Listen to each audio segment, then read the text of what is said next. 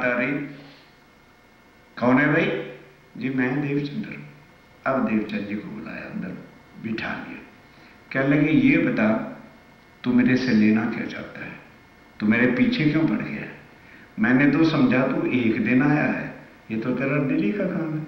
मैं सोता हूं और तू बोलो बोलो परिक्रमा करते हो, तो तेरी परिक्रमा का सारा बोझ मेरे ऊपर पड़ता है। ओ बाबा तू ऐसे कर, मेरे मंदिर में 2 भगवान हैं, एक ले जा, घर में जाके अपना मंदिर बना, चाहे परिक्रमा कर चाहे कुछ कर, तू जान तेरा भगवान मेरा पल्ला छोड़। मैं सोता हूं तू मेरी परिक्रमा करता है, देत परिक्रमा कर्म सब छूटे। तेरे सारे कर्मों का बोझ मेरे ऊपर पड़ता भी, मैं भगवान नहीं हूं, मैं तो नहीं सह सकता। तो देवचंद जी क्या उत्तर देते हैं? गुरुदेव तमन्ना तो यही थी कि आपके चरणों में ही जीवन व्यतीत हो जाता, पर आपका जो आज्ञा है मैं उसको शरीरधारी करता हूं। तो कहने लगे अच्छा जा घर में अपनी छोटी मोटी जगह बना के पालकी वगैरह सजा ले और उसको ले आना, मैं शुभ दिन बता देता हूं, मैं तुम्हें एक भगवान की मूर्ति दे दूंगा, घर ही जाके अपना चितवन करना, सब कुछ करना। ठीक। अब शुभ दिन देख करके ही तो पधरावनी की जाती है।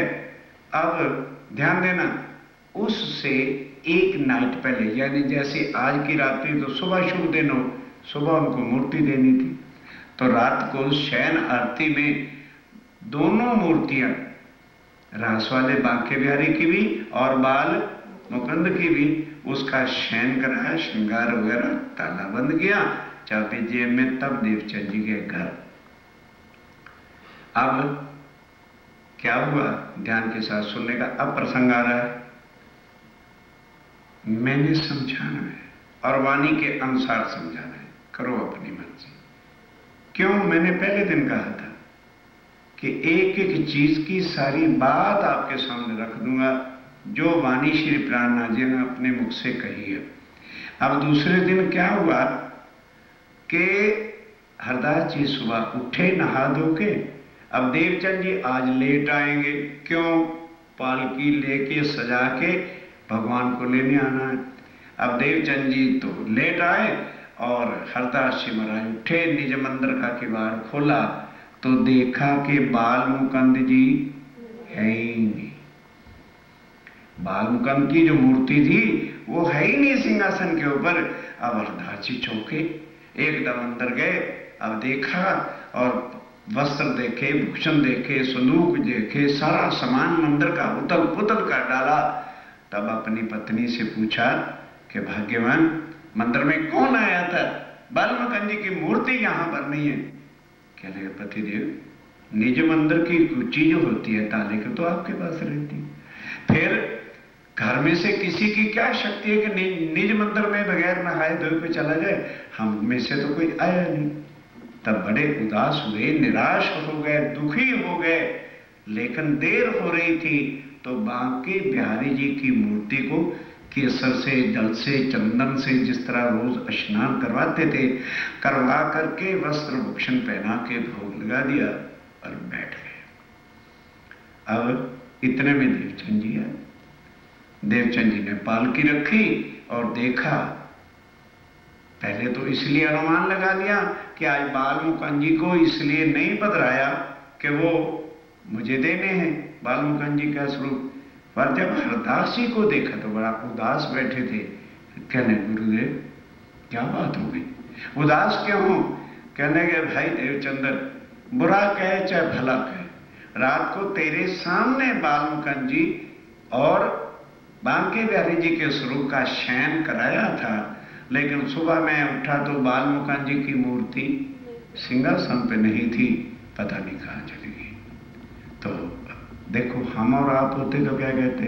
अरे जानी कहाँ है, यूं ही कह दे कि हमको देना नहीं चाहता। हमारी बुद्धि तो वैसी है ना मिनट में। तो देवचंद जी क्या कहते हैं? तो जिसने अपने सतगुरु गुरु के ऊपर ही संशय ले लिया वो भाव से पार क्या होगा? ध्यान देना। कहते हैं गुरुदेव मैं आपको कहता था ना कि मैं अभी इस योग्य नहीं हुआ, मैं इस काबिल नहीं था। और फिर आप क्यों उदास हैं? ये तो मेरे कर्म ऐसे, या मेरे से उतनी नहीं निर्मलता लाई गई कि भगवान रुष्ट गए। आपने तो मुख से कह दिया कि ले जा, दे दिया, फिर आप क्यों उदास हैं?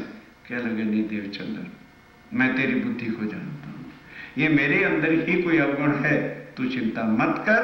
जब तक मैं साक्षात बालमुकुंद जी से बात नहीं कर लूंगा तब तक मेरा खाना पीना बंद रहेगा। अनुशरण कर दिया। अब जाओ, हरदास जी ने नहीं खाया, पत्नी ने नहीं खाया, बच्चों ने नहीं खाया, और देवचंद जी ने भी नहीं खाया।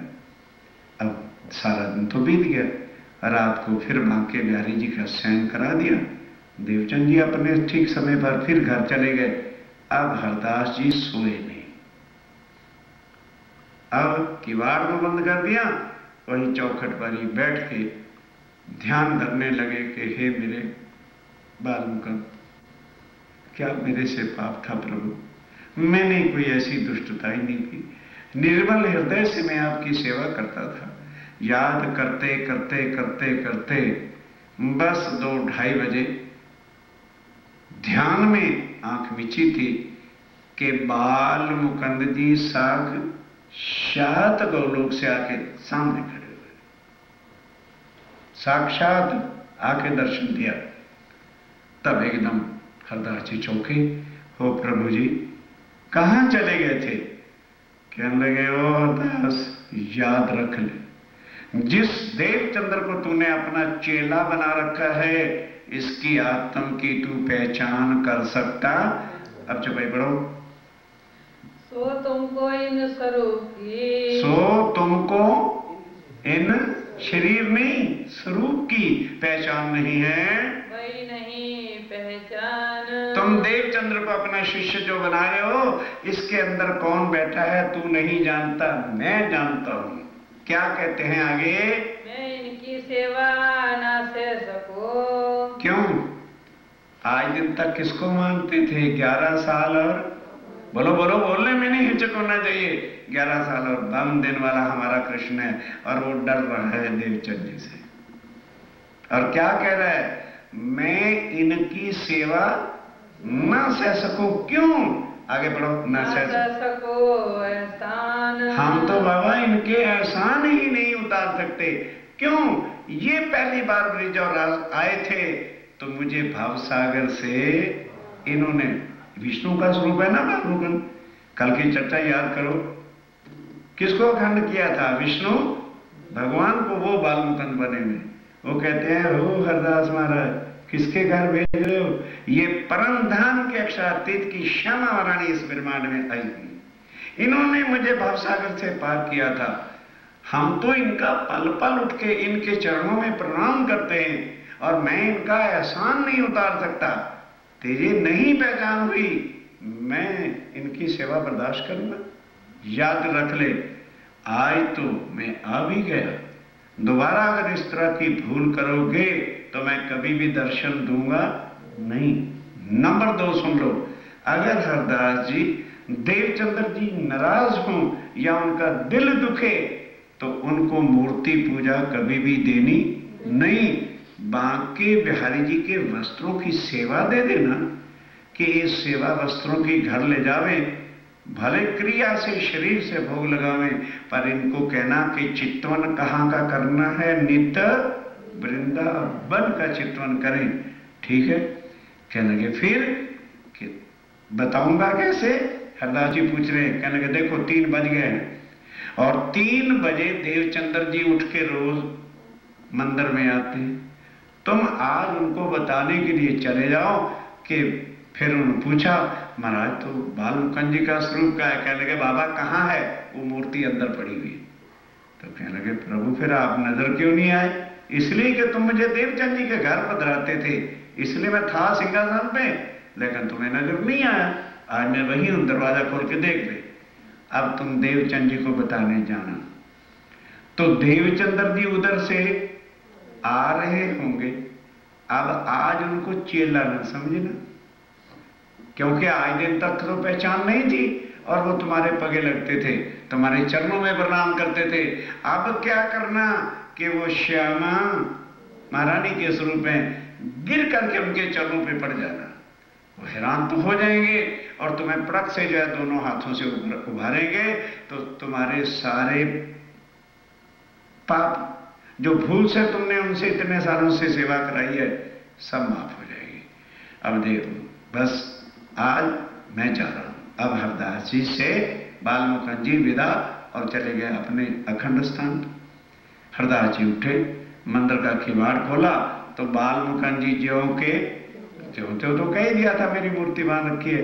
अब बंद किया दरवाजा और भागे देवचंद जी को बताने, तो देखा कि उधर से देवचंद जी आ रहे। देवचंद जी ने देखा कि 3 बजे आए, गुरुदेव क्यों आ रहे हैं। अब देवचंद जी को अभी नहीं पता। तो अब हरदास जी ने सोचा कि आज इसने मुझे प्रणाम कर दिया तो मेरा तो बेड़ा गर्क हो जाएगा। अभी देवचंद जी दूरी थे तो आगे लपक करके घिसते हुए जाके उनके चरणों को पकड़ करके उनके चरणों पे शीश रख दिया। बोलो श्री प्राणनाथ। अब देवचंद जी एकदम हैरान हो गए, कहने लगे गुरुदेव आगे भगवान मेरे से नाराज हो गए थे तो मुझे एक आश्रय था, अगर भगवान नरकों में डाल सकता है तो पूर्ण गुरु जो है वो भव से पार नरकों से निकाल सकता है। तो आप ही मेरे से रूठ गए, अब मुझे किसका सहारा। कहने लगे देवचंद्र तू ये बातें मत कर, मैंने तुम्हारे स्वरूप की पहचान नहीं की थी। मुझे सारी उम्र हो गई थी बालमुकुंद जी और बांके बिहारी की सेवा करते करते, पर कभी भी मुझे साक्षात दर्शन नहीं हुए थे। इट इज यू, आप एक ऐसा कारण है कि मेरे पास आए और मूर्ति को देने को मैंने कहा और बालमुकुंद जी की मूर्ति गायब हुई। तो आज मैं उनके ध्यान में मगन बैठा था तो उन्होंने मुझे साक्षात दर्शन दिए, आपके स्वरूप की पहचान कराई और मूर्ति भगवान की ज्यों की त्यों है। हरदास जी से पूछा देवचंद जी ने, मूर्ति है वहां? अरे बाबा तू मंदिर में चल, अगर मेरे पर विश्वास नहीं है। मंदिर में ले गए और जाके मूर्ति के दर्शन हुए तो देवचंद जी को भी जरा सांस आया। कह लगे देखो अब शांति नहीं, घर जाओ, वही पालकी लेके आओ, मैं तुम्हें बांके बिहारी जी के वस्त्र, बागा वस्त्र और मुरली उनकी और पीताम्बर दे दूंगा। अब जो सुंदर साज आज भी हमारे वांसड़ी बागी गई रेत वांसड़ी सिंहासन पे रखी हुई, ये किसके वस्त्र हैं? बांके, बोलो ये किसके वस्त्र हैं? बांके बिहारी के वस्त्र हैं। अक्षातीत पारब्रह्म के वस्त्रों में कोई बांसुरी नहीं। पढ़ो श्रृंगार। लेकिन आज सुंदर साथ को कहे ओ बाबा प्राणनाथ जी के स्वरूप पे बांसुरी मत रखो, पर 400 साल से कानूड़ा और बांसुरी जो अंदर घुसी हुई है निकाले को। अब वाणी से सुनो, कोई मैं नहीं कह रहा, ये वाणी अक्षातीत के अपने मुखारबिंद की लिखी हुई।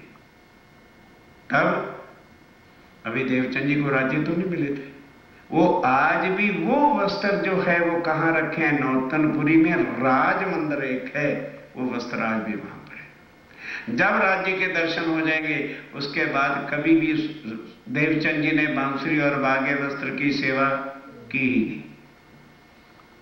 ही नहीं, कभी नहीं की। अब वो क्या करते हैं, वो ले गए घर। ध्यान दो, अब जा करके वो वस्त्र एक पालकी में सजा दिए, मुरली वगैरह ऐसे ही कि जैसे बांके बिहारी सजा के भोग बनावे अपने हाथ से, गोपी भाव से खुद भोग लगावे, बनावे और रखे।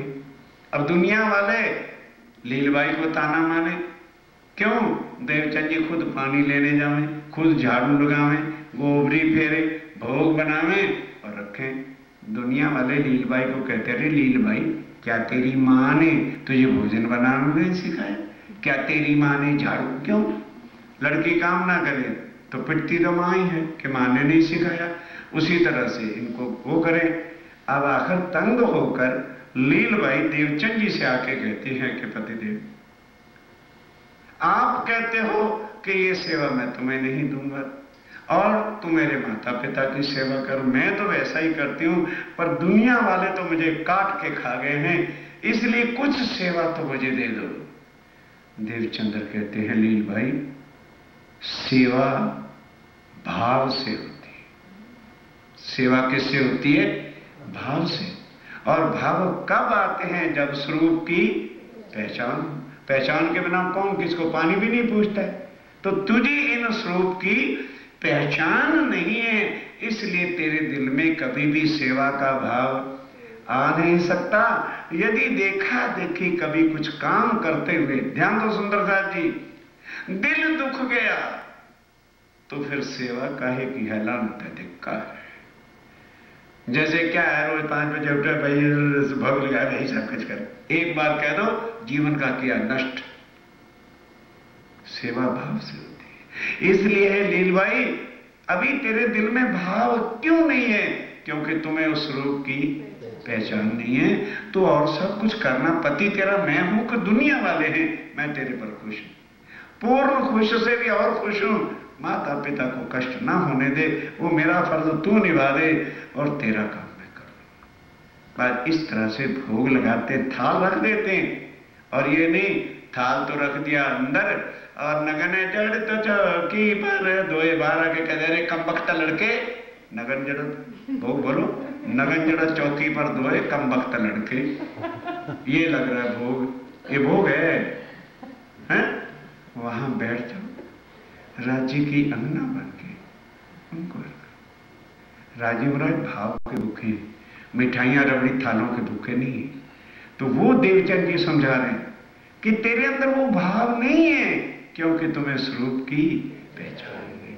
इसलिए तू माता पिता का शरीरक मेरा तेरा संबंध है, सेवा कर, मैं तेरे पे खुश हूं, तो दुनिया की परवाह न कर। अब रखते हैं थाल और चितवन कहाँ का करते हैं? योग माया के अखंड वृंदावन का। अब करते करते हम तो चितवन करने बैठेंगे ना, पहले दिन ही ना, अजय हमारा तो ध्यान गया नहीं, क्या रखा है चितवन में? कोई गाजर मूली है, एक दिन में लग जाए। मन चित्त जब एकाग्र हो, सच्ची लगन हृदय में हो, निश्चय करके यही बैठे हुए परम धाम दिखता है। कौन कहता है नहीं दिखता? दिखता है। राजी का स्वरूप दिखता है, उनका श्रृंगार दिखता है, वो अनुभव में आते हैं, बिल्कुल आते हैं। करके देखो। अब देवचंद जी करते करते करते एक दिन क्या देखा, क्योंकि वो सखी भाव से करते थे, और कि मैं राधिका रानी हूं, और वो उसी गौलोक में पहुंच गए, अखंड में। और गए तो आगे यशोदा, और वो तो अखंड हो चुका, ब्रिज गोकुल और मथुरा अखंड हो चुके हैं ना।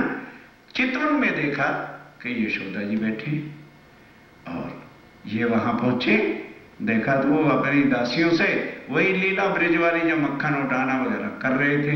अब उन्होंने देखा यशोदा मैया ने कि वो ये राधिका इस चितवन में, प्रैक्टिकली शरीर तो वही भोजनगर में बैठा हुआ है। तो अब चितवन में ही वो देखा और अंदर गए, तो उन्होंने कहा आओ राधिका रानी। कहने लगे जी मैंने श्री कृष्ण जी से मिलना। कहने लगे ये बता, कभी नटखटिया घर भी बैठते हैं, वो जमुना तट पे होंगे। अब ध्यान देना सुंदर साहब जी, कृष्ण प्रणामी कितने के कृष्णों को अपना बनाना चाहते हैं, ध्यान दो वाणी के हिसाब से। कहने लगे वो वन में अपनी टोली में खेल रहे होंगे जमुना तट पे, वहां चले जा, और वहीं आज क्या करना, ये 2 टोकरी मिठाई भी लेते जाओ, वहां मिल के खा लेना। मैंने कहा जी अच्छा। चितवन के अंदर ही टोकरी लेकर के आगे बढ़े, तो देखा तो वहां ग्वाल वालों की मंडलियां खेल रही हैं। कोई मंडली कोई खेल क्रीड़ा कर रही है, कोई कुछ कर रही है, कोई कुछ कर रही है। तो उन्होंने देखा और पूछा जी आपने किससे मिलना है? कहने लगे जी मैंने कृष्ण जी से मिलना है। कहने लगे भाई किस कृष्ण से मिलना है? हमारी मंडली में तो 4 कृष्ण तो यही है, इस लड़के का नाम भी कृष्ण है, इसका नाम भी कृष्ण है, इसका नाम भी कृष्ण है, कोई विशेष पहचान करवाओ किस कृष्ण से मिलना है।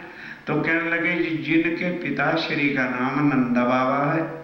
कहने लगे बहुत सारे लड़कों का कृष्ण का नाम नंद, उनके पिता का नाम भी नंद बाबा, उसके पिता का नाम भी नंद बाबा है, कोई और पहचान बनाओ। तो कहने लगे जी जिनकी माता जी का नाम यशोदा मैया है, तब वो बांके बिहारी जो थे श्री कृष्ण, वो कहते हैं तो फिर इधर आ जाओ, फिर मैं अब चले गए। उस दिन ध्यान दो, जैसे लोग पिकनिक पे बच्चे जाते हैं तो कुछ ना कुछ विशेष खाने को ले जाते हैं। उस दिन बांके बिहारी जी की मंडली वालों ने क्या बनाया थी? घुघरी। घुघरी का भोग बनाया था खाने के लिए, आज घुघरियां खाएंगे। तो उबाल करके पका करके छान रहे थे, पानी निकाल दिया जाता है, बाद में दूध और शक्कर डाल देते तो घुघरियां तैयार हो जाती है। इतने में बस उन्होंने बिठाया, बड़े प्यार के साथ घुघरी बन के तैयार हो चुकी थी। और 2 टोकरी जो थी वो भी रख दी। अब परोसने वाले आए तो कहने लगे देखो भाई, हम हैं तो 2 पत्तल एक रखो। एक एक पत्तल सबको परोस दिया गया। चितवन में देख रहे हैं, और देखना कैसे दिखता है चितवन में, ये तो बांके बिहारी जी का चितवन है, और हमने वहां चितवन करना है जिस धनी से हम कभी भी जुदा हो नहीं सकते, उनके चरणों के तले बैठे हुए हैं। तो क्या हुआ, अब परोसने वाले आते हो एक एक हिस्सा देते, अरे लड़के दिखता नहीं, हम 2 जने रखो यहाँ पे 2। तो इस तरह से मेवा, मिठाई और घुघरी सब सामान ले लिया। अब श्री कृष्ण कन्हैया राधिका जी से कहते हैं आप खाइए ना।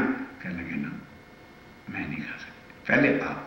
कहते भाई देखो वो रिश्ता जुड़ा है, आज आप हमारे मेहमान हैं, इसलिए मेहमान नवाजी के तरीके से आप खाओ। अब इतने लाड प्यार को देख के देवचंद जी भूल ही गए कि मैं भोजनगर में बैठा हूं। सुरता में इतना मगन रस आनंद आ गया कि हाथ उठाया और खाने लगे। तो हाथ कहाँ लगेगा, वहां हाथ तो गया ही नहीं था, वहां तो चितवन गया हुआ था। वो लगा नीचे तो सुरता टूट गई, अब खा तो सके नहीं। ध्यान आ गया कि हाँ मेरे पति बांके बिहारी ठीक हैं। अब क्या हुआ, अब वो पूछने लगे भी ये जो सारी लीला मैंने चितवन में देखी है, ये मुझे ज्ञान कहां से प्राप्त होगा। तो फिर किसका सहारा ले, फिर हरदास जी के पास गए। कहने लगे गुरुदेव ये बताओ, बाल मुकुंद जी का और बांके बिहारी जी के जो कथाएं आनंद रस की हैं वो मुझे कहां से प्राप्त हो गई। कहने लगे भाई देवचंद्र, सुनाने को तो मैं भी सुना सकता हूं, पर तेरे प्रश्नों का उत्तर मैं नहीं दे सकता। तू जामनगर नौतनपुरी चला जा, वहां पर हमारे राधा वल्लभी मार्ग की मूल गादी है, और श्याम जी का वहां एक मंदिर है, मंदिर का नाम भी श्याम जी है, आज भी है वो नौतनपुरी में, आज भी वो मंदिर है। और ध्यान देना, वहां कांजी भट्ट नाम के हमारे आचार्य हैं, तुम उनसे जाके भागवत सुनना तो तुम्हारे सारे संशय मिटा देंगे और तुम्हें पहचान करा देंगे। बस तुरंत देवचंद जी लीलबाई को लिया। इस बीच में भोजनगर के अंदर उनकी 2 संतान भी हो जाती, एक लड़का और एक लड़की। लड़के का नाम था बिहारी जी और लड़की का नाम था, बोलो, हाँ भूल गए, बोलो बोलो, कोई बोलो, हाँ बिल्कुल डर के क्यों बोलते हुए। लड़की का नाम क्या था, जमुना बाई, और लड़के का नाम क्या था, बिहारी जी। माता पिता को विरुद्ध हो गए थे, साथ लिया। वहां जाके देखा और भी सगे संबंधी कुटुंब कबीले वाले लोग रहते थे, एक मकान लिया और ठहर गए। अब बेचारे पिता देखते हैं, अभी तक भी देवचंद जी तो कुछ काम काज संसार का किया ही नहीं, वो बुढ़ापे में भी अपना थोड़ा वही व्यापार कर करके घर का काम चलाते। अब देवचंद जी महाराज पहुंच गए राधा वल्लभियों के मंदिर में। अब ध्यान के साथ सुनना, तो श्रीमद् भागवत कैसे चर्चा सुनी जाती है और कैसे उस पर अमल किया जाता है। अब भागवत का पाठ जब शुरू हुआ तो 3रे स्कंद में एक एक चीज भागवत के प्रमाण बता रहा हूं आपको। 3रे स्कंद के अंदर क्या था, हरदास वो कांजी भट्ट वर्णन करते हैं कि देखो भाई, हर इंसान के पास 2 चीजें होती हैं, सावधान होकर सुनने का प्रसंग है। एक तो तन है और एक तन के अंदर आत्मा है। अच्छा, अब ये बताओ, शरीर झूठा कि आत्मा? बोलो बोलो बोलो। शरीर तो मिटने वाला है, आत्मा कभी भी मिटने वाली नहीं है। इसलिए हरदास जी समझा रहे हैं कि बड़े भाग्य से जाकर आत्म तत्व का ज्ञान होता है। तो सबसे पहले अब ऑर्डिनरी इंसान का क्या फर्ज है? सत्य की पूजा पहले करे कि झूठ की? हाँ? सत्य की करनी चाहिए, लेकिन हमें सवेरे उठते किसकी पूजा करनी है? बैठी। उसके बाद नाश्ता, उसके बाद दोपहर का भोजन, उसके बाद फिर बीच में जूस पूस भी, उसके बाद फिर शाम की टीवी, उसके बाद फिर रात्रि का भोजन भी, फिर सोते समय दूध भी, और सवेरे उठो तो भूखे का भूखा, फिर भूखे का भूखा। और जो सच्ची आत्मा है उसके लिए हमारे पास कोई समय नहीं, उसके लिए कोई समय नहीं। अजय क्या करें, काम होते हैं तो रोटी ना खाओ एक दिन, नाश्ता ना करो एक दिन, वो उसकी याद आ जाती है, उसका ध्यान है। झूठ के तो वो कहते हैं भाई ये तो भांडा आहार का, ये तो बर्तन जन्म से लेके मरते दम तक आदमी खाता है, कितने बोरे अनाज गड़प करता है, लेकिन ये भूखे का भूखा है, खाओ। स्वामी जी ने ये नहीं कहा कि इसको भूखा मारो, लेकिन सवेरे उठ के पहले आत्म सत्य की पूजा करो। भाई ये उन्होंने चर्चा सुनी और उस दिन से देवचंद जी ने प्रण कर लिया कि ज्ञान सुधी मैं पहले आत्मा का पूजन नहीं करूंगा। आत्मा का पूजन क्या है कि सवेरे उठ के इसकी खुराक दे। आत्मा की खुराक क्या है? वाणी। ये पढ़ लो, उसके बाद दिन में 50 बार खाओ, कौन मना करता है आपको? देवचंद जी ने वो प्रण कर लिया। अब राधा वल्लभी मार्ग में आज भी क्या प्रथा है कि वो द्वादश वाले दिन यानी 12 वाले दिन ना तो भागवत खोलते हैं ना भोग लगाते हैं। क्यों? उस दिन व्यास जी के शरीर छोड़ने का दिन है, तो वो भंडारा करते हैं उनकी स्मृति में, लेकिन भागवत नहीं खोलते। भाई आज नहीं खोलनी क्योंकि व्यास जी के धाम चलने का दिन है। तो अब ध्यान देना, उससे पहला दिन कौन सा होता है? एकादशी का। एक एक चीज का भेद अच्छी तरह से समझो जरा। एकादशी वाले दिन लोग व्रत रखते हैं, पीते पीते हैं, खाता कुछ नहीं। तो उस दिन जो पंडित लोग होते हैं कथा करने वाले, वो 1 कलाक की बजाय 2-3 कलाक भी करते हैं। भी आज उपवास है। और क्यों? अब ध्यान देना कि एकादशी का जो कोट व्रत रखेगा वो सीधा स्वर्ग में पहुंच जाता है। ध्यान देना जरा, सुनने की बात है। तो लोग क्या करते हैं? एकादशी का व्रत है ठीक, लिखा क्या है? जो कोट 1 कोट यानी 1 करोड़ व्रत रखेगा वही तो जाएगा। महीने में कितनी एकादशी होती? 2। एक अंधेरा पक्ष की, एक उजाला पक्ष की, 2 हुए। साल में कितने हुए? 24। अगर मां बचपन से ही व्रत कराए तो मानो ज्यादा से ज्यादा 100 साल की तो आयु नहीं होगी। कितने व्रत हुए? 2400। चाहिए कितने? 1 करोड़। ना इधर के रहे ना उधर के। लेकिन व्रत एकादशी का जरूर रखना, रखो। समझाना फर्ज है। इतना समझ के भी जो व्रतों में और जपों में अंधकार में पड़ता है, तो बोलो मैं क्या कर सकता? ये वाणी भागवत के प्रसंग की बातें।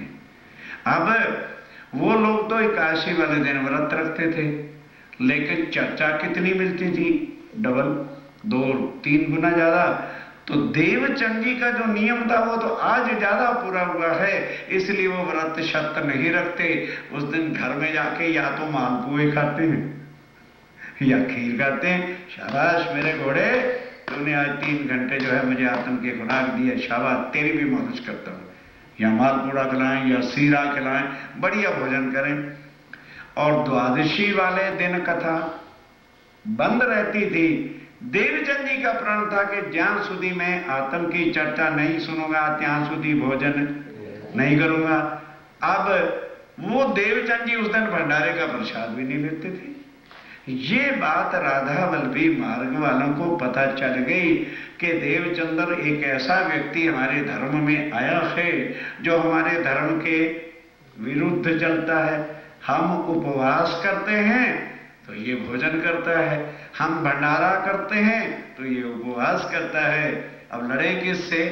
कांजी भट्ट से। सारे राधा वल्लभी मार्ग के ट्रस्टी, क्योंकि ट्रस्टियों की जरा ज्यादा नाक लंबी होती है, वो जाकर के पकड़ते हैं हरदास जी को। कहने के हरदास जी महाराज हमको क्या नाम, कांजी भट्ट को कहे, कांजी भट्ट आप ये बताओ कि एक धर्म के अंदर क्या दो दो रीतियां भी सिखाई जाती है? अब कांजी भट्ट हैरान, भाई एक ही भागवत है, वही मैं खोल के सबको बताता हूं। कह लेंगे फिर खोल के बताते हो तो देवचंद जी को क्या बता रखा है? हमें कहते हो एकादशी का व्रत रखो और उनको कहते हैं काशी वाले दिन मालपुड़े और सीरा और खीर खाया करो। हमें कहते हो द्वादश वाले दिन व्यास जी की स्मृति में जो है तुम भंडारा किया करो, और देवचंद जी को कह रखा उस दिन प्रसादी ना ले। तो जो हमारे धर्म में व्यास जी के भंडारे का प्रसाद नहीं लेता उसको हम धर्म में नहीं रखेंगे, हम निकाल देंगे उसको मंदिर से। हरदास जी कहते हैं भाई तुम क्या कह रहे हो? कहना क्या है, देवचंद्र तुम्हारा ऐसा ही करता है। कहते अच्छा, अव्वल तो मेरा दिल मानता नहीं कि देवचंद्र जी भागवत के विरुद्ध करते हो, पर तुम सब कहते हो, मैं उस पर को भी झूठा नहीं कहता। अभी देवचंद जी आते ही होंगे तो मैं तुम्हारे सामने पूछ के भैया बता देता हूं। तो देवचंद जी आए, प्रणाम किया, अपने स्थान पर बैठ गए। तो कांजी भट्ट ने पूछा, देवचंद्र, कहते जी ये बताओ कि ये जो कुछ लोग कहते हैं ये सच है क्या? कहने जी क्या कहते हैं? कहते हैं कि एकादशी वाले दिन तुम व्रत नहीं रखते और द्वादश वाले दिन, 12 वाले दिन व्यास जी का भंडारा होता है, उस दिन तुम प्रसाद नहीं लेते। तो कहते जी मैं तो भागवत के अनुसार करता हूं। तो सारे जो ट्रस्टी जन थे कहने लगे हाँ केवल तू, मतलब टांट कसते कि तुम ही एक भागवत को जान गए हो, हैं? बाकी इतना संसार और हमारे बाप दादा, क्योंकि हम किसके पुण्य ले बैठे, बाप दादा ने जो है मंदिर बनाया, पर मेरे दादा का नेम प्लेट लगा हुआ है, पर मेरे दादा ने ये चौखट बनवाया था, उसको ही रोकते रह जाएंगे। तो आज दिन तक कोई विरला भागवत के अर्थ समझ सका है, और भाई तेरे जैसा तो कोई ज्ञानी नहीं उस टांट कस रहे, कोई एक श्लोक का अर्थ नहीं पा सका। तू तो जैसे वृक्ष की टहनी और टहनी के पत्ते होते हैं ना, तो उसी तरह से एक एक पत्ते पे घुमा, अर्थात तू भागवत के एक एक श्लोक को जानता है, तू एक एक स्कंद को, अध्याय को जानता है, तेरे जैसा ज्ञानी कौन हो सकता? देवचंद जी चुप। कहते हैं भाई मैं तुम्हारे मंदिर में आता हूं और भोजनगर से केवल इसका भेद समझने आया हूं। भले तुम कुछ भी हो, कुछ भी कह लो, वो तुम्हारा अपना बड़ापन है। और अगर ऐसी बात है, भागवत ग्रंथ तुम्हारा है, मंदिर तुम्हारा है, तुम्हारे बाप दादाओं ने बताया है, तो पहले ये बता दो मुझे कि ये भागवत ग्रंथ एक नाटक लिखा हुआ है या सत्य ग्रंथ इसको मानते हो? ये कोई नावल है या एक ट्रुथ ग्रंथ है? पहले तो ये बताओ, क्यों इसकी पूजा करते हो अगर ये झूठा ग्रंथ है? तो कहते हैं, वो सब ने उत्तर दिया, भाई कौन कहता है, हम इसको सच्चा ग्रंथ मान के इसकी पूजा करते हैं। तो कहने लगे फिर कांजी भट्ट जरा तीसरा स्कंद खोलो। आपने पहले ही पाठ में मुझे बताया था कि आत्मा सत्य है और देह झूठी है। जब तक आत्मा की खुराक भागवत की वाणी ना सुन लिया जाए तब तक किसी इंसान को भी खाना नहीं चाहिए। मैं उस दिन से प्रण कर लिया, एकादशी वाले दिन हे कांजी भट्टा मुझे 3 गुना चर्चा सुनाते हो। जब मेरी आत्मा की सच्ची खुराक आगे से 3 टाइम ज्यादा मिल गई तो झूठे शरीर ने क्या कसूर किया कि हम उसको भूखों मारे? इसलिए मैं घर जाके मालपुड़े खाता हूं, सीरा खाता हूं, खीर पकवान खाता हूं, क्योंकि मेरे शरीर ने मेरा सहायता दिया, मुझे मदद दिया कि मैं बैठ के चर्चा सुनता रहा। और फिर बात यह है कि वारस वाले थे, क्योंकि भागवत सुनने का एक भी शब्द प्राप्त, जब मेरी आत्मा की खुराक वारस वाले दिन नहीं मिलती तो फिर मैं क्या करूं? अब बताओ, मैं भागवत के अनुसार करता हूं कि नहीं? तब कांजी भट्ट ने, आप ट्रस्टी चुप, जब वो करता ग्रंथ के हिसाब से है तो फिर कांजी भट्ट ने कहा, दो आप इसका उत्तर भाई, मेरे गले तुम पढ़ते थे, दो भागवत को कहो कि एक नावल है या एक रफ बुक है, तो लगन से भागवत के अनुसार चलता है। तब सबने कहा, देवचंद्र हमें क्षमा कर देना, जहां तेरी बुद्धि है भाई हम नहीं पहुंच सकते। आप ध्यान देना, कभी कदाच, अव्वल तो देवचंद जी आए ही इसी काम के लिए थे नौतनपुरी, लेट होते ही नहीं थे, पर इंसान है, कभी 1-2 मिनट आगे पीछे हो भी जाए, चुपचाप रहना। फिर जब भागवत का पाठ खत्म हो जाना तो कांजी भट्ट के घर जाना, जाके कहना, जी मेरे आने से पहले आज एक श्लोक का अर्थ हो गया था, कृपा करके वो मुझे समझा दो ताकि मेरे लिंक में कोई भेद ना आए। तो फिर कांजी भट्ट दोबारा भागवत बदलाते, फिर उसको समझाते, तो उनका आधा पौन घंटा वेस्ट हो जाता। और वो कोई भागवत को ही रोजी अपनी नहीं बना रखी थी, वो आकर के कहते क्या है, मैं तो भी अपने श्याम सुंदर को रिझाने के लिए भागवत पढ़ता हूं, मेरा कोई ये धंधा नहीं है। इसलिए हे देवचंद, अरे भाई अब आधा घंटा मेरा यहां लगेगा तो मेरे धंधे में लेट हो जाता है, अब जब तक तुम आ नहीं जाया करोगे तब तक मैं भागवत शुरू ही नहीं करूंगा। ऐसा कांजी भट्ट का भी नियम हो गया। अब क्या होता है, 14 वर्ष तक बकायदा भागवत सुनते रहे, पर अक्षरातीत की प्राप्ति नहीं, क्योंकि भागवत ग्रंथ सब ग्रंथों से ऊंचा कहा, हम मानते हैं। क्यों? जो बातें वेद में नहीं हैं, जो बातें गीता में नहीं हैं, जो बातें शास्त्र पुराणों में नहीं है, क्योंकि वेद, शास्त्र, पुराण और गीता निराकार से आगे का ज्ञान नहीं देते, और भागवत जो है वो योग माया का अखंड लीला का ज्ञान देते हैं। इसलिए भागवत सब ग्रंथों से आगे है, ओनली फॉर दिस, कि वो निराकार से आगे का ज्ञान अखंड वृंदावन का देता है, लेकिन अक्षर और अक्षरातीत का ज्ञान उसमें नहीं। तो अब राज्य महाराज ने देखा कि भाई अब देवचंद्र क्या करे, संसार के ग्रंथों से ही तो ज्ञान प्राप्त होता है, तो आदमी आगे बढ़ता है। तब अब राज्य महाराज ने सोचा कि ये सारे ग्रंथ तो योग माया तक तो भागवत आ गई, अब उससे आगे परे का जो ज्ञान है वो दुनिया में आया ही नहीं, तो लाके कौन देगा? जो शास्त्रों में लिखा था कि जब तक पराशक्ति का ज्ञान दुनिया में नहीं आ जाता तब तक कोई भी पार ब्रह्म की ओळखान नहीं करा सकेगा। अब शारीरिक परीक्षा हर वक्त हर संकटों से माया गिराती है। आज दिन तक कभी देवचंद जी को ताव वगैरह नहीं आया था। जब राज्य महाराज की कृपा होने का समय आ गया तो देवचंद जी को बुखार। आज का युग नहीं था कि बच्चे ने छींक मारी और डॉक्टर को बुलाओ, डॉक्टर को बुलाओ, डॉक्टर को बुलाओ। इतना पेन बच्चे को नहीं होता जितना मां को कष्ट हो जाता है। बच्चा रोवे या ना रोवे, डॉक्टर घर आ गया, डॉक्टर साहब कुछ नहीं, मेरा बालक ठीक हो जाना चाहिए। मां रो रही, अरे कम वक्त, अरे बुखार ही तो हुआ है, कौन सी मौत आ गई जिसको तो रो रही। इतना मोह का जाल है कि बस मेरे बच्चे को कुछ ना हो। अरे भाई वो तेरा है नहीं, अगर तेरा है तो जाता नहीं और तेरा नहीं तो रहता नहीं। रो ले, चाहे डॉक्टर का बाबा भी आ जाए, अगर उसने जाना है तो जाएगा, हम रोते ही रह जाएंगे। रोने से क्या कोई जाने वाला वापस आता है? खैर 10 दिन 12 दिन 14 दिन हो गए, तब मत्तू मेहता को चिंता हुई।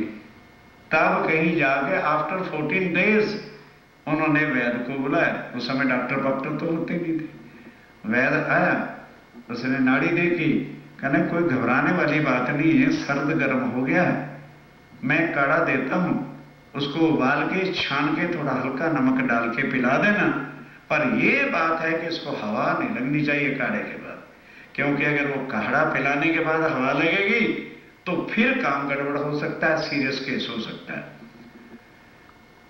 तो मां पास खड़ी थी, कहने लगे वैसा ये तुमने क्या कह दिया कि हवा ना लगे, ये तो भागवत तो सुनने जाएगा ही जाएगा, ये रुकने वाला नहीं।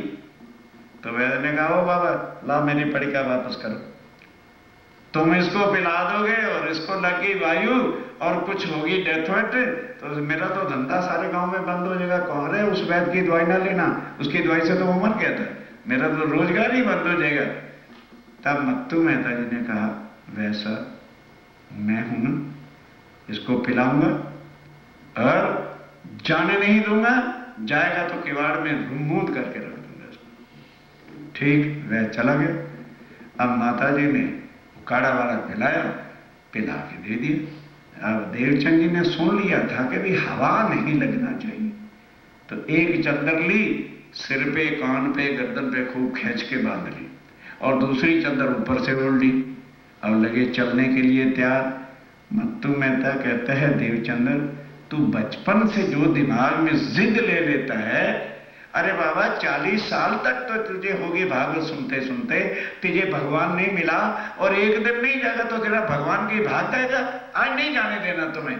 बस उसको अंदर बंद कर दिया कमरे में, मां पास थी, बाहर से किवाड़ बंद। आज भी वो रूम नौतनपुरी में है जहां देवचंद जी को मुंडा गया था।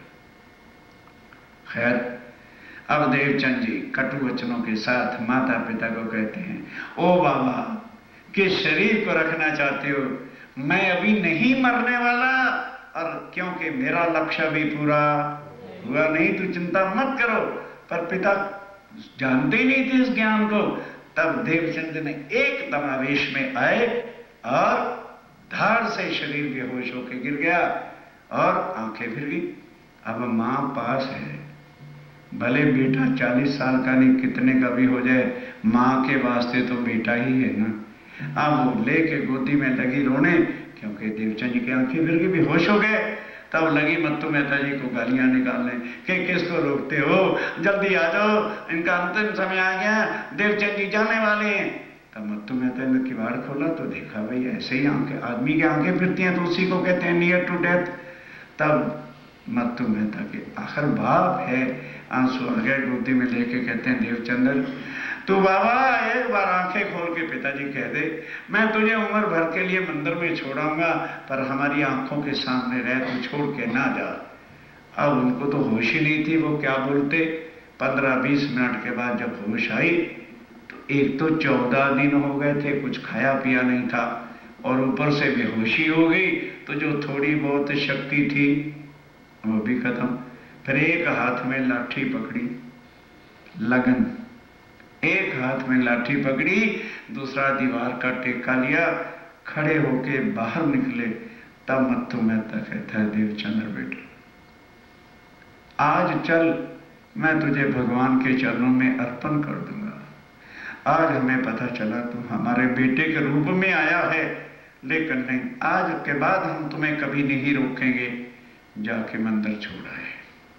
अब क्या होता है, काढ़ा पी रखा था, उसने अपना असर तो करना था, चद्दरें उड़ी हुई थी तो अंदर जोर से पसीना आया और कपड़े भी भीग गए। बस यही बुखार होता है। बस बुखार उतर गया, घर आए, जिस्म पूछा, वस्त्र और धारण किए। अब थोड़ा थोड़ा दूध में साबूदाना इत्यादि वगैरह, दाल, जैसे आदमी ठीक हो जाता है तो खाना पीना शुरू किया। जब 15-20 दिन हो गए, फिर जैसे भोजन आदि किया करते थे करने लगे तो शरीर भी ताकत में आ गया। अब क्या होता है जरा ध्यान से सुनिए। वही किशोर अति सुंदर ना भैया बाकी कल अब क्या होगा, जिसको लोग कहते हैं, ध्यान से, कल क्या होने वाला है। लोग कहते हैं जी मंत्र मिला, कोई कहते हैं जी कृष्ण जी ने आके मंत्र दिया। वो कल सारे भेद खुल जाएंगे। साक्षात अक्षरातीत पूर्ण ब्रह्म सच्चिदानंद देव जैन जी के सामने आकर के खड़े होंगे और आपस में उनकी वार्ता होगी और धनी से उनका मिलन होगा। उसको कहते हैं तारतम्य ज्ञान। वो कल को सारा प्रसंग और एक एक चौपाई का अर्थ आपके सामने रखा जाएगा। बोलो श्री प्राणनाथ प्यारे। दोहराओ भाई, इससे पिछली दोहराओ ना, साक्षात दिया दीदार, उससे पिछली जो भाई दोहराओ, पीछे वाली। जब फिर यहाँ से पथलिया, फिर यहाँ से पथलिया, होए चली फुर्सत, होए चली फुर्सत। किससे? बुखार से छूट गए और स्वस्थ होते चले गए। दिन दिन चढ़ते गए, दिन दिन चढ़ते गए। यही कसने की हद, यही कसने की थी हद। यही शरीर परीक्षा थी। उसको अच्छा समझे कुछ नहीं। बुखार शरीर को आता है, आत्मा को बुखार नहीं आता। बस ये परीक्षा थी, उसमें उतर गए। अब साक्षात राज्य दर्शन देंगे। अगली चौपाई में है साक्षात आए दिया दीदार, वो कल समझाएंगे। फिर बोलो श्री प्राण